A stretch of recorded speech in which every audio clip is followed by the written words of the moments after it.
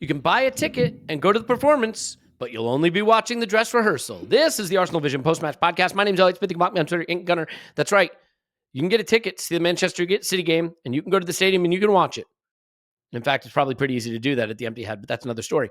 The point is, you'll be watching the dress rehearsal because it is the big Premier League fixtures on the horizon that seem poised to determine the title this season. And so we ask that age-old question, that old question that keeps us arguing with each other on social media. To be fair, you could literally ask, like, is the sky blue? And that would keep us arguing with each other on social media. But the age-old question is, does a winning culture matter?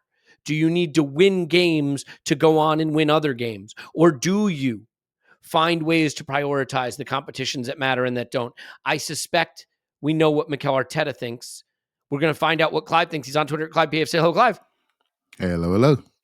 Hello, Clive. I do want to let you know that over on the Patreon side, we did our rewatch video of the United game, and it was every bit as good and enjoyable as I recall. Stats Guy and a Civilian, which is basically Paul and Scott being wackos, and people love it. And it, like, my tastes are unconventional is the line that comes across when I think about that, but that's out there and available as well. And we'd love to have you there, but if we can't have you there, we're just thrilled to have you here. We're going to have a nice little chat today about the City game tomorrow, about how to win the title. Did a little maths. Notice I put the S on there so people from the other side of the pond won't give me crap. I did a little math. Your mileage may vary on what it's going to take to win the title. We're going to talk about that, and we'll do a little transfer nonsense. So, Clive, first things first, though, Erik ten Hag convinced that the result against his team was not a just one because we only had shots from distance. To be fair, every distance is a distance. So even a short distance is a distance. Technically is correct, just the 20 shots from inside the box. Any quick afterglow thoughts on the win over United? I think having rewatched it with you yesterday, it just reminds me that the reason I love our football so much is I've always said this, I think it is what you call high percentage football. If you play that way for 90 minutes, you just make it more likely that your team is going to score more goals than the other team. Yeah, it's interesting watching Ten Hag assess the game. He seems to have really focusing on his own people, maybe trying to create his own winning culture, really focusing on what they did wrong. Well, they didn't do enough right.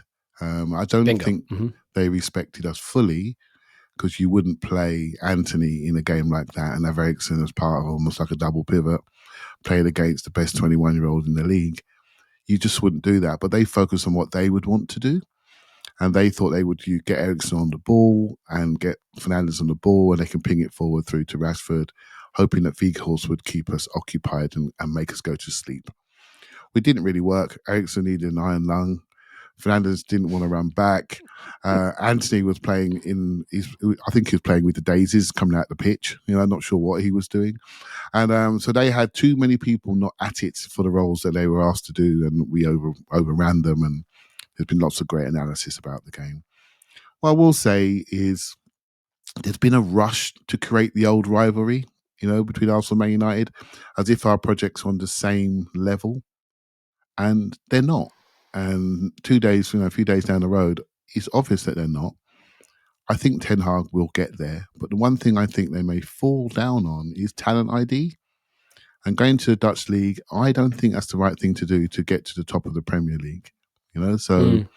I think there are some players there that are not quite going to take them to the promised land, and some of the older players will tail away. So I think there's work to do. Manchester United have cash. They have the ability to raise cash.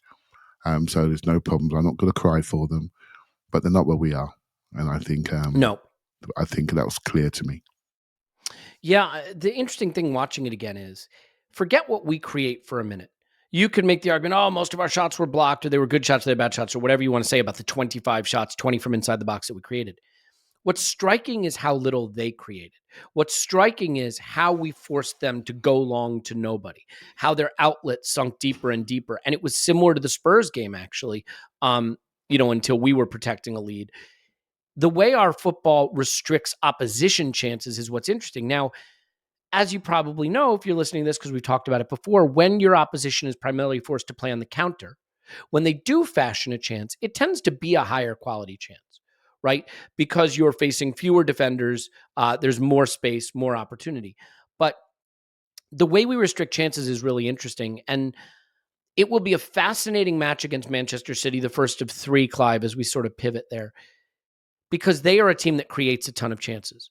We are a team that creates a ton of chances. And both of us are teams that restrict chances, but give away similar types of chances at the other end that can be high quality. And it really is a mirror image. I think Arteta's football is different from Pep's football, but certainly the way we want to control games, control territory, and move our resources up into the attacking third is similar. Here's where my head's at with this game tomorrow as we sit recording this. It's not so much that I think throw the game, get out of the cup. Like, you could make an argument being out of the cup would be better for us in the title race, but that's neither here nor there. And I don't want to get to the do you have to win games to create a winning culture question yet. I think there is a fascinating tactical issue here, Clive. If we go full strength, play our full team, play our full way, you give Pep and his players a really good dress rehearsal for what they're going to have to do 2 times when it matters in the league. But if you rotate and maybe you play a little on the counter more, you tell your guys, we're going to sit in our low block a little more than we usually do. We're going to press a little less. We're going to counter a little more. Maybe you win. You never know. But what you don't do is you don't give them a really good feel in a hot game environment of what playing Arsenal this season is like, so that when we come to the next game, it's familiar to them. I'd like to come to that first league game where what they're facing from us feels very, look, you can look at it on video, you can get a sense of it, but it's different when you're on the pitch, right? So what do you think about that component, the chess match of not wanting to give City too much of an understanding of what they'll be facing when the games with a big prize come into the picture? Yeah, I agree with that and really, really appreciate that thinking. I think for me, the number one thing I'll be doing if I was a manager is squad management. And not only the rotation angle, but there are a lot of very, very good players on our bench who are incredibly happy. But they'll be incredibly happy because they know they've got a game coming up. If they don't have that game, the risk of the squad harmony could come in. Everyone wants to play. They work every day. They've worked for years to get to this level. They want to play. They sat on the bench watching the game of the season, and some of them would have hoped for minutes. They didn't get any minutes, but they're really hoping for minutes now to show what they can do to really get the manager's trust. If we don't use the squad, we don't create opportunities. I think it's very important that we all want depth. We all want to see us be stronger on the bench. Well, how do we know how strong we are on the bench until we play them? So for me, you have to play them. And then, of course, there are 2 separate occasions. One will be at City's ground and one will be at our ground. And we can change the music when they come to our ground. We can not only change the personnel, but we can change the music. And I think that's very important. The atmosphere, if it's anything like Sunday, if that's I think it's on a Wednesday night, 15th of Feb. Well, there'll be lots of people leaving work, half-day job, you know what I mean? And it'll be one of those. And it'll be crackling. So I think we can really change the whole vibe. And I'm with you, Elliot. I've sat here and said we got to build an elite mentality, every 3-day job type of thing. But I'm also very conscious that we are 100-point tracking Arsenal Football Club that has a moment in time. And I want us to manage that really cleverly and smartly. There's no issues for me to take people out, key people, and then play other people and see what they've got and discover what they are. I think it's very important we do that with squad management. Yeah, I think there's the reality too that this is a chance in a game that will be very hard, but in a game where the stakes are lower in a weird way, to see, what an Emil Smith Rowe has to give you, a Trossard has to give you, a Vieira has to give you, right? Like, because if you play them in the first leg of a Europa League Cup tie, let's say against a very low level opposition, does that make you confident to play them against Southampton in the league or God forbid, Newcastle or Chelsea in the league? Maybe not. But if you play them in the FA Cup at the Etihad, even if it's against a weakened City, we know this, there's no weakened City, right? There's only different City. Yeah. There's only different types of strong City. If you play them there and they excel, I think it does give you confidence to use them in games that matter and start them in games that matter. So I think there's a big advantage there. I don't think you ever, look, I'm not saying throw the game, lose 7-0. And I think there is a fear that, well, and certainly once upon a time, an Arsenal team that rotated to go to the Etihad could have gotten smashed. I think with this coach, with our system, and with the players we have now, that's less likely. I think, as I mentioned, Smith Rowe, Vieira, Trossard, those are good players. Do I think that you want to play a Sambi Lakanga at the Etihad? I think we've seen that he's had some rough moments at Arsenal in big games, like at Anfield, and he hasn't been in the team, so I don't know about that. Or Rob Holding, that's a little harder. You're going to give someone like a Kivior his debut at the Etihad. I don't think you want to be doing that. Well, So my view is, why not? Just go. Okay. Yeah, why not? Right, you spent money on them; they're assets to the club. Why not? Yeah, Don't worry about it. Show no fear. Just play with courage, right? And just play them. It's very important as a pro that you play. It's so important. And if you feel as though you're not going to play, the hope goes. And it's so important. You can't take the hope away from people. They want to be trusted. Yeah, Sammy's had some issues, and I worry about his energy that he transmits to us all. But if he's sitting there watching the energies of the other players, he'd be a fool not to say, well, you know what, next time I get on that pitch, I'm going to give it a bit more. I'm going to move it a bit sharp. I'm going to try to get to my levels, because he has done it in the past. He just lost himself for a period. It can come back. It can. And Rob Holding, Rob's a key player in the squad. A key glue factor in the squad. Respect him. Play him. I don't care, right? I don't care. Play him. Trust them. If it doesn't work out, what do we lose? I said on Twitter, I think you get £5 million for winning the FA Cup. If we win the league, all those guys will be on the stage and they'll be immortal.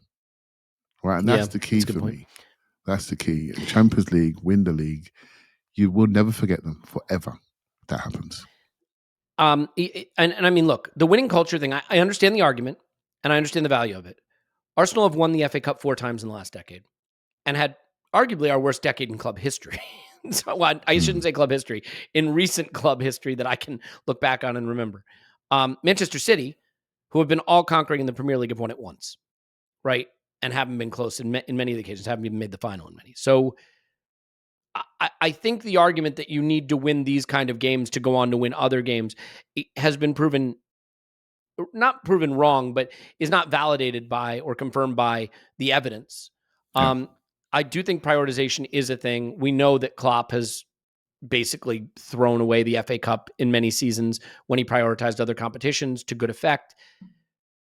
I want to, let's stay on the game and then I'll get to the bigger picture because I'm going somewhere with this. And I do think it is a shame, by the way. I think, is it both City games in the league or midweek games potentially, or games where there's only 3 days rest for both teams between them? That's a little bit unfortunate. Yeah. But we have one more day rest than City do for the game at the Emirates. So that's, maybe tiny advantage. I would just like to go into that game not only with the advantage of our quality and our best strength, but also maybe just a little bit of a surprise factor of what we really can do to them. So let's pick it. Let's do it right now.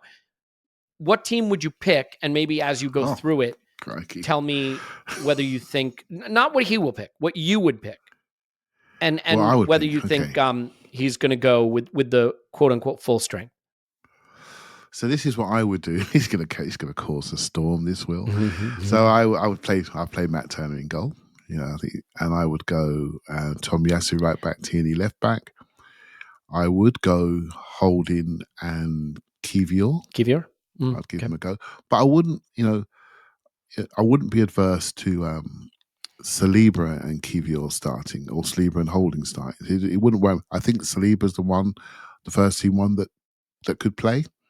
So I think that'll be the smart thing to do, and give Gabriel a day off because he never seems to get one. Can I ask you a question about that, just real quick, Clive?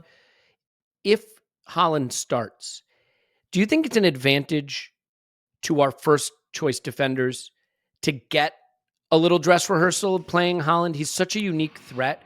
Like, you could say, well, if he destroys you, your confidence is shot when you come up against him again. But I do think, to my point about not wanting to come up against things cold, you might want Gabriel and Saliba to get a feel of what it's like playing against Haaland. And this is a weird one because we don't play again for, 8 days or something. So, from a fitness standpoint, I don't think it's an issue. Yeah. I mean, you could start with our first choice 2 at the back there and then end the game with another 2. You know, we have the ability to do that now. So I'm quite relaxed about that, to be honest. In midfield, I would try something slightly different in midfield. You know, I would like to see Xhaka play in the 6 for one game and just see what it looks like. And I would play, give Sambi a go and give Vieira a go, in there. And I would go up front. I would probably stick with Martinelli, but I'd also give Trossard a go in one of the wide positions. False 9? Oh, okay. Because he was playing false 9 quite a bit for Brighton, right? Yeah, he was. I'll give Trossard a go in one of the wide positions, but I'd probably still stick with Martinelli, and I would play Eddie up front. I would play him up front, So, but I've also got a hunch for Trossard playing in the 8, but we don't need to do it. At this point in time, we need to rest our wide men, and make sure they're fit and healthy. So take your choice. It doesn't matter because we can always bring a wide man on, and this is a good thing about 5 subs. So picking a team is almost not that important. It's how you want to end the game. I think they should all get a feel of playing against City. I want there to be a 5 sub job. Everyone get a feel of it, and I think it's important they all feel part of it. I would look at this game about us, really focus on us. I've been looking at City. I've been watching how they play, and they're precise. They obviously do the business. De Bruyne puts things on a plate, but they're not as ferocious pace-wise and energy-wise as they once were. They don't accelerate in wide areas. They're more controlled in wide areas. And so I think we can control the ball, particularly playing in the league. I think we've got so many controllers now. It's just so important those controllers on the pitch. I'm talking Zinchenko, Partey, Odegaard, Xhaka, Saka, Martinelli. Those boys control the football. They know how to use it. They play with different pace levels. And so I really think as long as those guys are on the league game, that's all that matters to me. I think we'll take them. In the cup game, I think it's about learning about our players and where they are and making sure they feel included. I really, Vieira was very close to breaking in, and then suddenly there wasn't a slot for him. Smith Rowe need to find out where he is, and see where Sambi is. Just find out. If they're not there, we'll know by the selection, and then we can either loan those players like Marquinhos and Sambi and loan them out before the window shuts, and the selection will tell us exactly where they fit, Yeah, I think for me, I think you got to try to start Trossard and Smith Rowe if you can. First of all, the Smith Rowe thing for me is really interesting and important. If he doesn't start, I think the presumption is either he's still not match fit and we just don't trust his fitness, or there's something going on there. I don't want to get too whiskery, right? I don't want to do that. I think it's easy to forget how good that player is. Of course, he's been out a long time and he's struggled to stay fit, and that's been an issue. We did just buy a player who we think is not exclusively, but largely a factor on the side of the pitch that Smith Rowe would like to be a factor on the side of the pitch. And oh, by the way, there's another guy on that side of the pitch that has the starting job. It feels a little crowded. And you can easily find yourself going down a bit of a rabbit hole of what could happen to Smith Rowe's Arsenal career if we don't start to see him coming back. It's easy to forget. It's just 2 seasons ago that he rescued our season. I don't want to say saved Arteta's job. That sounds melodramatic, but, gave us a lifeline in a season that was circling the drain and really was the springboard. I always forget in my analysis. I always forget him. Yeah. And I find myself thinking about Vieira a lot more. I've seen a bit more of him recently, and I think there's a player bubbling under the surface there. But the reason why it doesn't pop to my mind is I'm just so cautious with him injury-wise in my own head. And sometimes when you end the game playing with a Smith Rowe, it's better pace-wise. Where the game is a bit more broken, and I think it's just a smarter way to introduce a player back from injury. In our minds, he's got to start. He hasn't got to start. He's got to build up he's got to build up his minutes. That's the key thing. So how many minutes do you want to give him? Do you want to give him the first half, take him off? Or do you want to give him the last half hour when he can really impact the game? Do you want to give him the first half when the game's at 100 miles an hour, when he could overstretch, when he hasn't played for a long time? It's a choice for the sports scientists, right? But I think he's a very intelligent Solskjaer type substitute, Smith Rowe. One of his best parts of 22 was when he did have that period when he wasn't quite fit.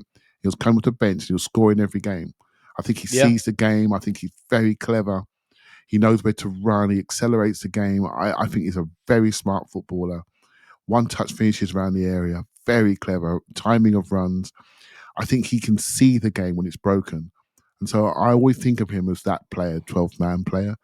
But until he gets his legs back, and then he'll sort out his own career and the cold career path. I think if he can come off the bench and score in every single game for the rest of the season, that will be an important role. So let's look for him to do that. The thing that's tough too, right, is, you know me, I like to say you got to rotate, you got to give rest. But we're in this weird cadence where they don't need rest yet, right? Like, they don't play again for another 8 days. They haven't played basically for a week. The fixtures aren't compressed. They're going to get compressed, but they're not right now. So you have a weird situation where if you don't use your starters, you go into the Everton game and they haven't played in 2 weeks. And is that good? So, Yeah, you you want to keep them warm. Yeah, that's why I think it's going to be a good day for the squad to share the minutes around. You know what I mean? You take out the ones that are overloaded, and the club will know which ones they are. For me, the two that stick out to me as loaded are potentially Saka and Gabriel, right? They're the two that look loaded to me. So I would definitely look after them. I think where I'm not concerned, but like where I think the manager would be frustrated is losing El Neni, because I've never been a huge El Neni guy, but I think El Neni is trusted and Sambi is not. And that's important. Whatever I think of El Neni's skill set, I think that El Neni is trusted to ape the party role, admittedly not with the same talent or the same capabilities, but to at least perform it in a responsible way that the manager trusts. And I don't think that Sambi is. And that puts us in a situation that we may have to discuss as it relates to transfers. Hence my Saka in the six discussion earlier. I want to see Saka him do it. Sorry, Shaka in the Shaka six. Saka in the six. Apologies. Saka could probably play any position, to be fair. I want to see that. I just want to see him back in the middle there and see how it looks. And people say, "Oh, it won't work. He's too close to his own goal. He'll do something stupid." We're a different team now, and if he's got targets ahead of him that can look after the ball, then we go from there. So I want to see us look at the non-party team and have a dependency on somebody else, because whatever party plays, we don't lose, and that's factually correct, right? So yeah, I just want to see that position looked after in a different way. I know there's some that would say, well, maybe Kivior's an option there, or maybe Ben White is an option there, right? I mean, there's the perpetual options. Arsenal play a center back at defensive midfielder debate. I don't think that's the way it's going to work. And I think you have to remember, like, maybe not in the City game, but in most games, Arsenal are playing so high up the pitch. That's not a sit in front of the back four and shield position anymore. And so I think the days of let's put a center back there don't really work for a number of reasons. Well, let's do one more thing on this game. How do you see this game playing out in terms of the heat of it? Do you see this being put a marker down, both teams wanting to punch the other in the mouth a little, intimidate them ahead of the next game, show what they're about? Or do you see this being a really polite, friendly game of two teams that are tapping each other on the shoulder a little bit, poking at each other a little bit, saving their haymakers for that midweek game that's coming up in a couple of weeks? I think City want to punch us in the mouth. I just get this feeling. They have a chance to set the media narrative, right? Oh, they come up against City and they folded, and this is how it's going to be in the league. Yeah, I think they want to do us, but I have to say something. I think since the Man United game, when all of us have been doing mental laps of honours in our heads, right, and been massively excited, and the social media content has been gold. It's just been wonderful, and but there hasn't been much laps of honour coming out of the club. I think the club have been really quite stoic, just a normal press conference on a normal day. No big player spreads, really, little bits and pieces, but nothing celebratory. I really like that. I really like the seriousness coming out of the club. We're a serious football team that's trying to get better. We haven't done anything yet. We just had half a season. That's all it is. Despite how we all feel, we are halfway through the season, and I think that's almost been restated this week. Give the players a day off. They come back in on Tuesday, and we go again and build up to the upcoming games when we do get a bit more compressed. And this is the time to put energy in the tank when we need to empty it. So the fact that we don't need to play people is good because we can just rest them up a little bit and look after them and just give them 20 minutes, keep them topped up. I think that's really important. So I really like the vibes coming out of the club this week. The fact there's been hardly any vibes. I really like that. And to keep our feet on the ground is very important. People will turn on us very quickly if we start getting the open top bus out in January.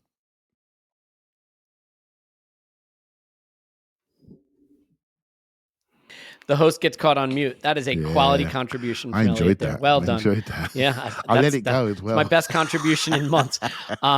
People are like, "What is this? I hear birds chirping. I hear angels singing." I could have spoke. Well, it's all gone now. It's all gone. I ruined it, and you blew it. So we've talked about the FA Cup game with City. I want to talk about the league games a little bit and some title point totals with you, but there is another cup. It's the Europa League, and this one I find myself more torn on because I can't quite get, look, we wanted to win the Europa League in years past because it gets you in the Champions League. We're in the Champions League now. It's an impossibility that we fall out of it. That's done. Book it. It's done. You can't fall out of it. It's done. So given that that's done, I'm not there yet. Completely and totally done, confirmed, booked. It is the reality that the Europa League is a European trophy. And it'd be neat to win it. I can't decide how much I care. I think I care, but I can't decide. I know up against the title, I don't care at all. Those games, when you look at where those games are going to come from, Clive, and what we're going to be up against at that portion of the season, those are the ones that I really were. Those Thursday games away in a competition we don't need, when there's Newcastle at the weekend, Chelsea at the weekend, City midweek, and then there's next week we play twice. Like April's going to be a disaster, a mess. March as well, unless we're out of the Europa League. I just can't get to the point of caring enough to think we should commit to it.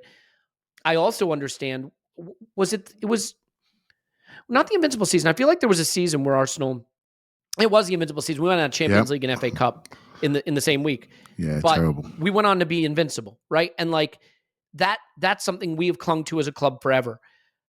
I think there's something similar on offer here. And if we went to the FA Cup now and the Europa League at the first time of asking and won the title, no one would care. How on earth does Mikel approach a competition it would be fun to win, but pales in comparison to the league?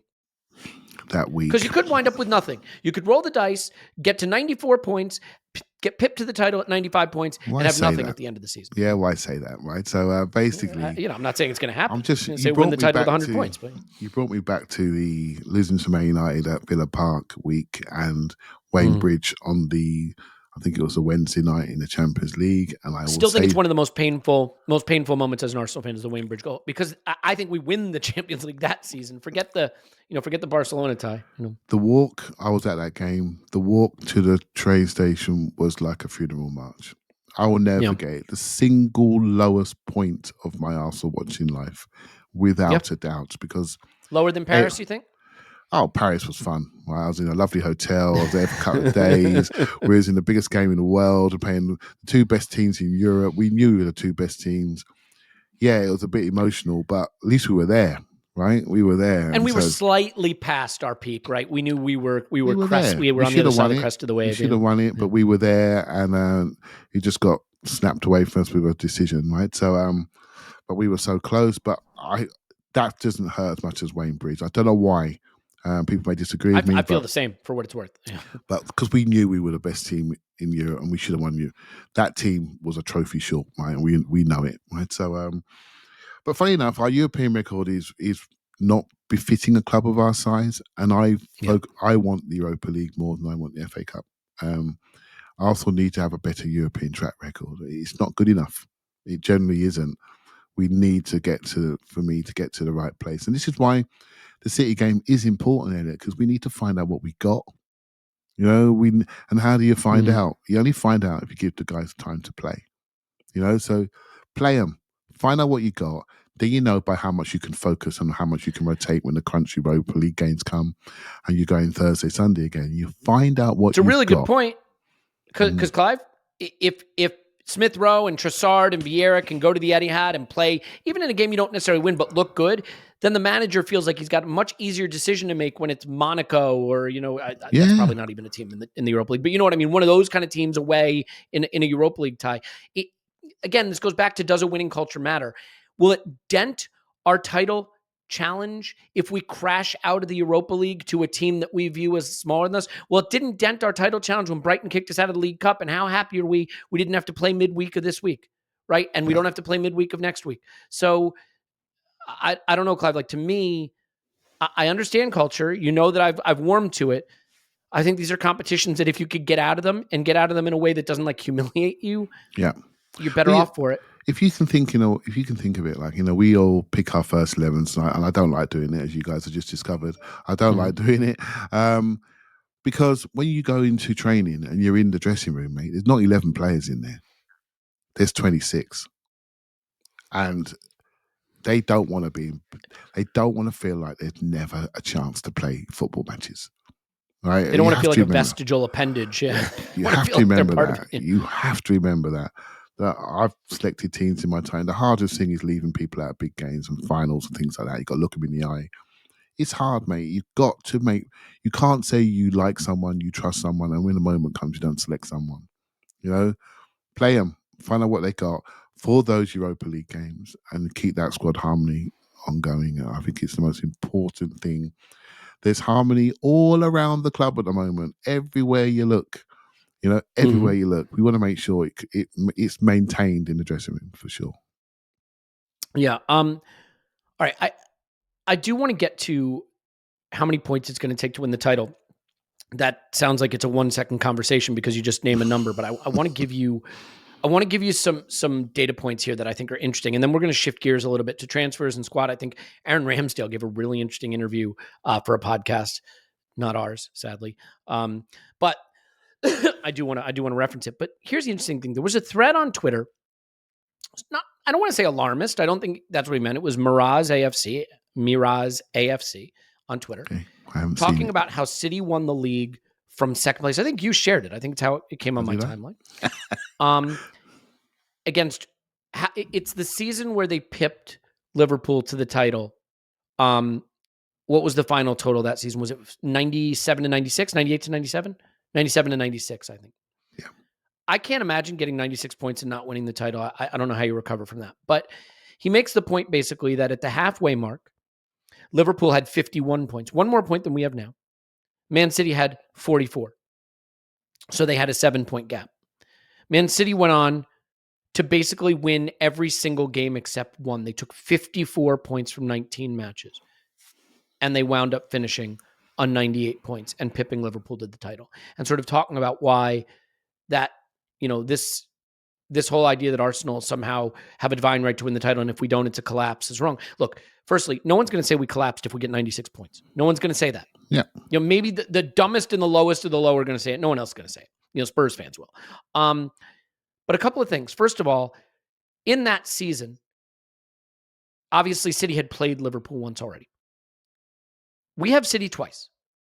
I do not believe City can win the title unless they beat us at least once, and potentially more than that. If we beat City once, I think the title is ours, but that's beside the point. Let me put this in context for you, Clive. I want to just share this. This is something I looked up. City's second half points the last 5 seasons. It's a little scary, but hear me out. Yeah. 46 points, 48 points, 43 points, 54 points, and 45 points. Yep. Now, if you use their halfway total, they had 42 points at the halfway mark this season, right? Because they've now played 20 games. 42 points. That would give them a range of 88, 90, 85, 96, 87. I don't think we win the title if they get to 96. I just don't. All right. All the other ones, I think it's doable. So I took the average of those, and on average, using their last 5 seasons of points in the second half, they would finish this season with 89 points. It's a lot. It means we need 90. Let's say we need 90 to pip them to the title. To get to 90 points, we need 40. That is an 80-point pace. Can we play at an 80-point pace for the rest of the season? We absolutely can do that. To put it in perspective, that is just 6 more points this season than we took each of the last 2 seasons in the second half. Just 2 more wins than the second half of the last 2 seasons. So to me, Clive, when you look at the numbers and you look at it that way, as long as you don't lose to City twice, if you draw them twice or you beat them once, I don't think statistically speaking, and I realize statistics aren't the thing. You could collapse. You could lose 3 players to injury and finish, third. But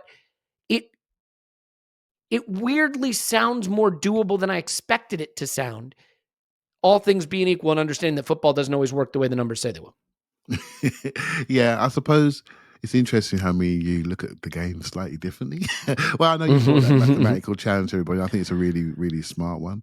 I look at things like, playing Man City at home on a Wednesday and having to play Aston Villa on a Saturday morning away for BT Sports Joy. That's the sort of thing. And playing against Unai Emery. I look at the soft stuff. Do you know what I mean? I look at that and I worry about that turnaround.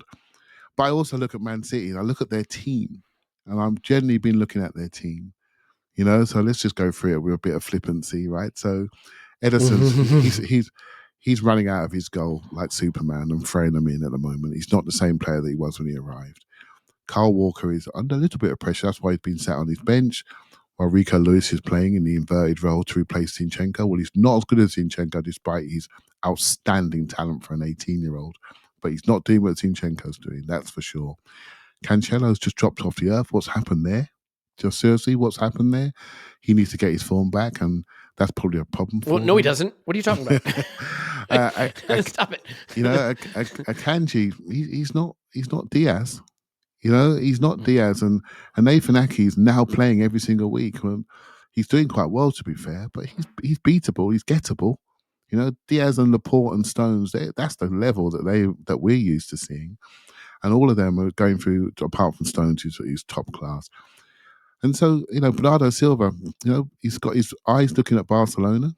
Gundogan, he's a free transfer in the summer. I'm telling you, we all know about Haaland, and we all know about De Bruyne, we all know about Foden, who's having a dip, his first dip for a while. Grealish is looking better. He's looking better. Mahrez is looking better, but he's 32, 33. This is not peak City. That's what I'm trying to say. We've seen this film. They're trying to regenerate in the background. Like I said at the start of the season, it's a year of transition. I expected Spurs to be closer to us than anybody else because they were stable with a stable manager. But the guy just brings doom over that club, right? There's no joy, there's no smiles on that team, despite they're just a vehicle for Harry Kane's statistics, right? So it's not good enough from their perspective. So they're not peak City, and we are growing. So we need to de-risk the areas of the team that are a problem for us injury-wise, make sure we can share minutes appropriately. But we are a growing force, and we look like a hungry team. And I think the only thing that's going to stop us reaching our potential is us. I really feel that. I think it's us. Whether we get to the promised land or not, I am not bothered. I just want to make sure we perform like we know we can. And if we do, that's good enough for me. And if we that'll get us to the right, very close. If they do a 50-point second half of the season, mate, good luck to them.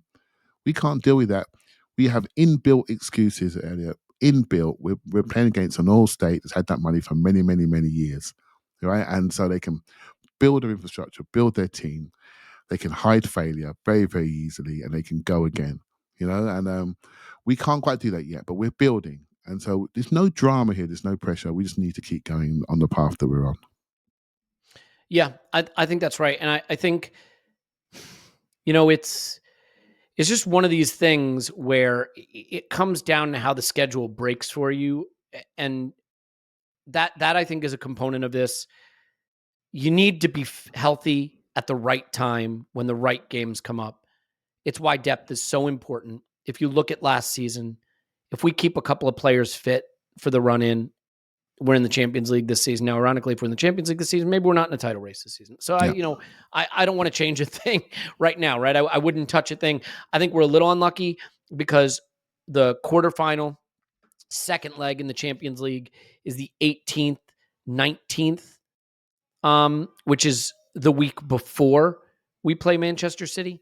Well, to be fair, the Manchester City game is a midweek game, so of course it's before we play Manchester City. So that's sort of a dumb point, but that's par for the course. But if you look at our schedule and their schedule all the way into the rest of the season,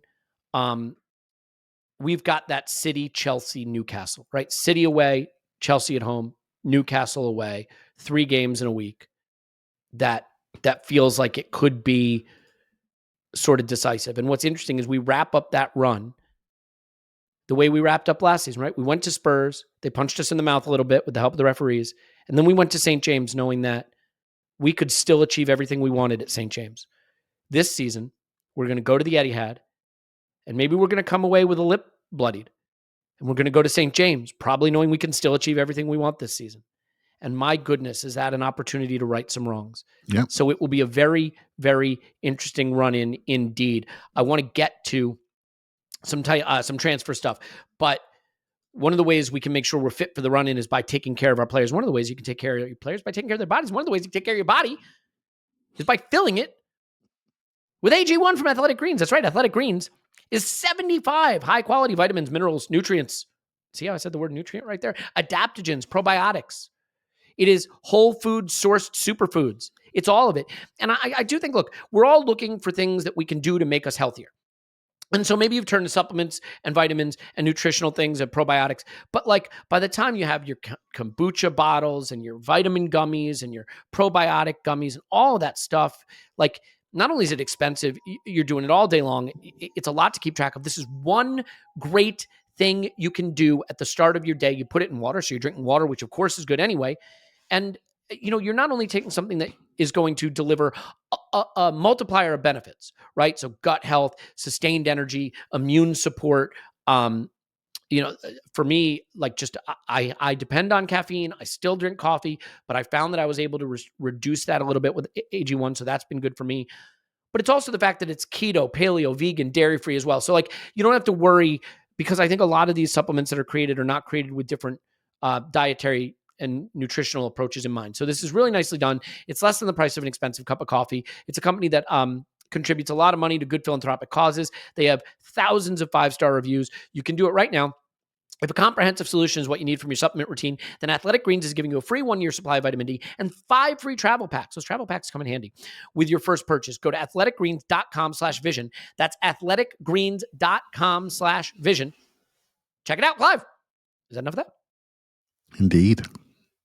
Nailed it. An easy one, Clive. Nice and easy. Easy today. All right, so we're down to the last 5 days of the transfer window. And I think the El Neni injury does complicate things, because I think, look, people know what I think of El Neni. I don't think he's a bad player or anything. He's not someone I think is a difference maker for us or is going to win us a title. But I think the manager trusts him. And if the manager trusts him, the manager might be inclined to say, I can get by with Partey and El Neni and then Sambi in reserve for now. But I don't think he can do that if this is a substantial El Neni injury, which it sounds like it may be. Now, maybe he's talking it up a bit to try to get the money. I don't know. But he's certainly talking it up a bit. Where do you think this leaves us? Because we're linked with Zubamendi in the summer, which I think would be a pretty exciting signing. Obviously, Declan Rice is a summer signing we're strongly linked with, but I don't see happening. It's not going to happen in January. So do we need to do something in midfield? Will we do something in midfield? What's your take on that area specifically, and how much of a pain point it could become if we don't get something done there? Well, El Neni, did he cost us Mudryk in the summer, right? His injury towards the end, did it cause us to pivot? Who knows? So El Neni could be a major player in our season. His health, right? And how we react right now. So there's a few names out. Let me just go through them, because I love a Twitter rumor, right? So I'll go through. Please go through them, yes. There's Anana out of Everton at the moment. Very 6'5" centre mid, very good. Is he a 6? Is he an 8? I just like him. I like his vibes. Is he good enough on the ball? Not sure, but he moves across that pitch very nicely, and he carries. And I think we're a team full of carriers, apart from maybe one player who plays in the left 8 for us. Everyone else can carry the ball really, really nicely. So I like him. Moises Caicedo at Brighton. The price is 75 mil. Very much a punchy two-way player with good ability on the ball, good energy. I think energy is very important for Arsenal. I don't think as when we watch the game now, I don't think we deal with people who jog. I don't think we like it. There's an energy that gets transmitted from the pitch to the stand and to the TV screen. If a player drops below that, I think we're after them a bit. Do you know what I mean? I think we see a developmental point we can get past. So I like Caicedo's energy. Zubamendi, interesting thing about him, I think he's got a 55 mil release clause. Arsenal's supposedly bid, but he wants to stay at his hometown club. I think he's Real Sociedad. And that's an area where Arteta was born. And I read that him and Zubamendi share the same agent. So what's this space on that? Now, Barcelona wanted to have him as the Busquets replacement. He is a true six, mate. Nothing else. True six. You build a team around him. That's it. Right? So Declan Rice story is out there, and it's out there now with everybody. And Declan Rice is flashing his eyelashes at Arsenal and potentially wants to come. And I think it's a very smart thing from his perspective, because I think technically and tactically, I think he's reaching a limit. And I think he needs to get to sometimes I love to see players pick their teams and coaches more rather than look at the bank balance. It's very hard. But could you imagine Declan Rice in Arteta's hands, what he could do with him? How he could change how he receives the ball, make him better. Because at the moment, he's not bad on the ball in certain body shape positions, but he's not party good on the ball, But he is a very good Granit Xhaka option, because I think he's a put a cape on player. I think he's a Superman player, a 1.5 jobs player that goes into the box, passes into the box, carries into the box. I think Arteta could put 10 goals on him easy with long shots. And I think he could be anything at 24, energy-wise, physically. He bestrides the pitch. I've seen it in my own eyes. He's just all over the place. Why would you put him down as a 6 for me? I wouldn't. I would have him going and causing problems in the front five. I really would. But make him a two-way player. I think he's really interesting. So they're the sort of names, Elliot, that are out there. Will we go and do... There's another player to watch out for, just a sneaky one, a guy called Jonathan Bamba out of Portugal. He's played centre-back and centre-mid, and I've watched him on one part of my scouting in case you ever needed me to, and he's a tackling centre-mid. Very good tackling player. Not bad, on the YouTubes, you see loads of diagonals, so I'm not sure if he's really good at press resistance-wise, but he's a tackler, and I think that's where Sambi misses out as a 6. I don't think he's a tackler. I think we missed that ability to jump out and get people. And so one to watch there. He's got a very good CV, and lots of people looking at him. And there was a tweet out there saying his agent's in London, so watch out for that one as well. So yes, I'm giving you the true Twitter rumors today. I don't think there's anything else. I hope I've not missed anybody.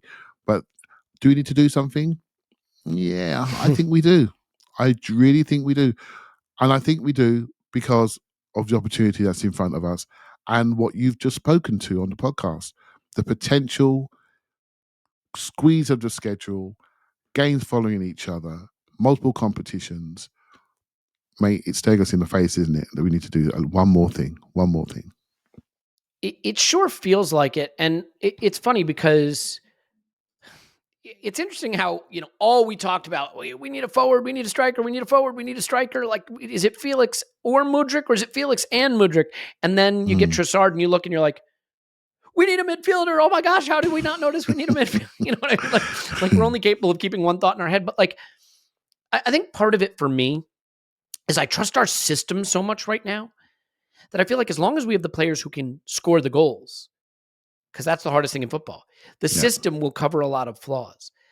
But as I start to think about a scenario where Sambi has to play a lot, I just, I don't want to feel like I'm picking on a player, but I think when we've seen him now, the confidence, I don't go straight to confidence in soft factors usually, but I think with this player, it looks like someone who doesn't feel a part of the group. Now, to be fair, I say that when the celebrations are happening, beating United and stuff, he's there. He's straight on the pitch. Like, it's easy to, you know what?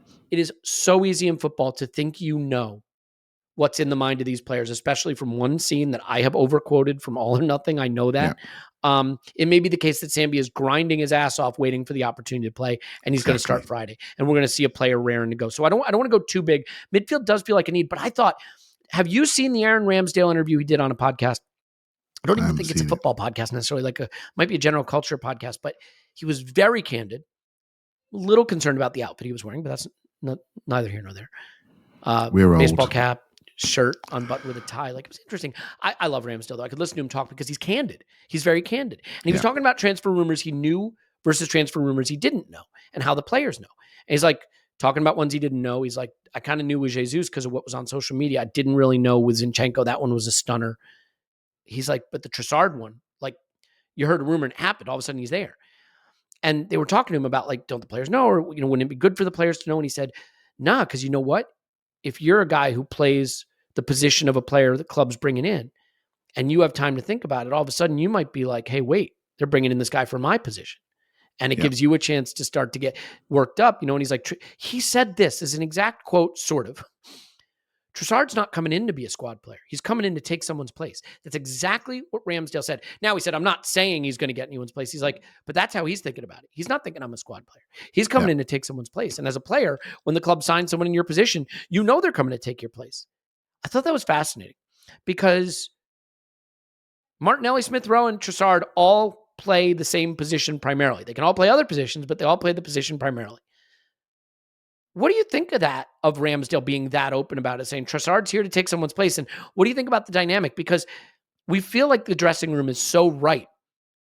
It shows you that a signing also has to be someone who's hungry for someone's place, but hungry in the right way where it doesn't destabilize the group. And I think that's got to, like, I have to admit, I was lying awake last night thinking, gosh, when Jesus comes back, Nketiah's head might drop. Can you imagine being Eddie Nketiah and having to go back to the bench after what you've achieved? Like, these dynamics are complex. So how do you think about what Ramsdale said there and the addition of these players and how that impacts this very finely poised, excellent culture we have in the dressing room right now? It's just squad management, mate. Squad hierarchies. And when Ramsdale came in originally, I think the manager said to him, "Look, want you to come in, push the goalkeeper. Burns going to be our number one, but by next season you might be number one." And he went, "Oh yeah, thanks a lot, cheers." Signed on dotted line and said, "Right, I'm going to have his shirt." That's what you do. If you're a professional that's gone through many different phases of youth development, loans, and you get to Arsenal Football Club, you don't sit there and just go, "Oh yeah, thanks very much. I'll just sit here quietly on the sideline." No, you want to rip the shirts off their backs. That's what you want. You want people want to rip the shirts off your back. I've got a story for you. A friend of mine who was at a club and he came for the youth team, got his pro contract, walked into the first team dressing room and took the captain's shirt off the peg and said, "I'm here now." And the rest of the dressing room looked at him and said, "You're mad." And he sat in the captain's chair. And within a year, that same player was playing for England. You've got to have that mentality. You've got to have it. You've got to have it. You really do. You've got to want to kill people to get into the shirt. Everyone would expect the same from each other. It's a highly competitive, ruthless world, and they understand what you have to sacrifice to get to this level of athleticism and technical ability. You have to sacrifice a lot. So they're already part of the same family because of the level that they're at. There's only so many people that can do this.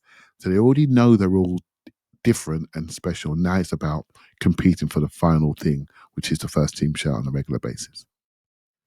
Yeah, well said. I think, like, it is so weird because I don't think many of us doing this pod or listening to this pod have a job where someone in your work is there specifically to try to take your job away and make it their job, right? That is a uniquely sports, maybe not uniquely, but a fairly uniquely sports type scenario. They get compensated, Elliot. We just read this week that Cedric's getting a good number in his wage. $100,000 a week. And he's not keen to move. He's a free transfer. And so obviously it's all about our ability to pay. But yeah, you get paid. I don't want to come across like I'm boasting about my ethics and my morality. I am willing to be a good member of the dressing room and sit on the bench for half of what Cedric is getting. Literally half. I will take the 50,000 pounds a week and I will be the best member of the dressing room. Believe you me. And he's meant to be a very good one, by the way. So I've been reading. So fair play to him. Yeah, him and Rob Holding, man. They got it. They got it going on in the dressing room. Yeah, I think that's right. It is just interesting. And I think we do this as fans, right? We live minute to minute. We really do. And the hardest thing in the world is to zoom out. Martinelli's the one right now that some people are like, he's not playing well. And I'll admit I've contributed to that somewhat. Not that he's not playing well, but that I think his level has dipped a bit. You really like what he's contributing right now. That player's looking at two hungry guys in Smith Rowe and Trossard who will feel there's an opportunity there. Does the manager feel that way? Maybe not. But that's that may be more a fan thing than it is a reality in terms of what the manager expects of their player, right? You cannot think of players as guys who perform in a linear way, game to game to game to game. Yeah. You've got to be willing to ride some of the dips if you want to get to some of the peaks, Let's talk about Martinelli for a second, right? So, absolutely flying towards the World Cup. Million miles an hour, smashing it left, right, and centre with Jesus there. The combination was unreal, right? So, what happens? He gets into the World Cup for Brazil. We all know what that means to a young Brazilian player, right? So, he's probably the last man in the squad. Not only does he get into the squad, he gets significant time, does quite well. Can you imagine the mental, emotional drain on him? Brazil get knocked out. He's straight back with Arsenal. Gets back with Arsenal, comes back into the squad. Jesus is injured now, so his partner in crime is now gone. As Tim raised a great point in the last podcast about Martinelli maybe dipping slightly because Jesus isn't there, and we all saw that partnership. To be fair, I'll throw one thing in there because I said this in the rewatch, Clive, and I want to say it again for people who haven't heard that. Martinelli and Eddie Nketiah exchanged 0 passes in the United game. A game we totally dominated in position and possession. Martinelli and Nketiah exchanged 0 passes. That dynamic, that partnership, that's not a criticism. It's just a change. Everyone's adapting to. And I thought Tim made a great point. And Eddie's taken up the slack and the goals that Martinelli and Xhaka may score when Jesus is there. Because it's slightly different. In the end, we're getting the results. It doesn't really matter how we do it. But then you have to zoom out and appreciate what a young player's doing and how he's having to change his role, maybe stretch the game and stay wider and be slightly different and maybe not rotate as much as he does in game when Jesus is there. And then, of course, he comes back from the World Cup. And because we haven't got the wide men in the reserve, he can't come back and rest. He has to come back and play every single game and start every single game. He even started at Oxford. Right, every single game he has to start. And now we've got a bit of depth. He can maybe sit for a week, Elliot. And then when he comes back out, he's back on the Kawasaki, right? He's zooming around the corner. And so this is what we have to do. We have to manage these, recognize the moment to rest them so they fill up the well again and off they go. And we can judge them accordingly. I know you love the player. And we all do. But I think sometimes, I said this on the last podcast, I'm almost trying to analyze how we analyze and step back and go, okay, why is that only a 7 out of 10 today? Let's have a look at it. And I think that's what all of us try to do really. But I think they're young men, right? They're not machines. Got to look after them. Yeah. And that's really what it boils down to. I think it's got to be hard as a manager with the intense scrutiny that they face and the moment-by-moment reality of the league, and hard for a player to play through the lulls in their performance, right? Even if you're 10% off your game. It's interesting, right? Because if you think about Saliba came back from the World Cup in rough shape. If we had a hot shit young defender we liked, there'd probably be people calling for Saliba to lose his place as a result of it. That's a great example. Saliba played. He's now looking back to his best, and nobody's saying Saliba should be dropped or anything like it. But in Martinelli's position, where suddenly we have a bright new signing and we have an academy kid who's back from injury, that, there's a saying in NFL football, the most popular guy in town on a losing team is the backup quarterback, right? Yeah. Because everyone presumes that guy will be the savior. And I think we're not a losing team, far from it, but I think there's always the case with your attack that the most popular attacking player is the guy on the bench raring to get on and show what he can do, because we project that he will do all the things that aren't being done right now. So I think having that patience is important. Let's do this.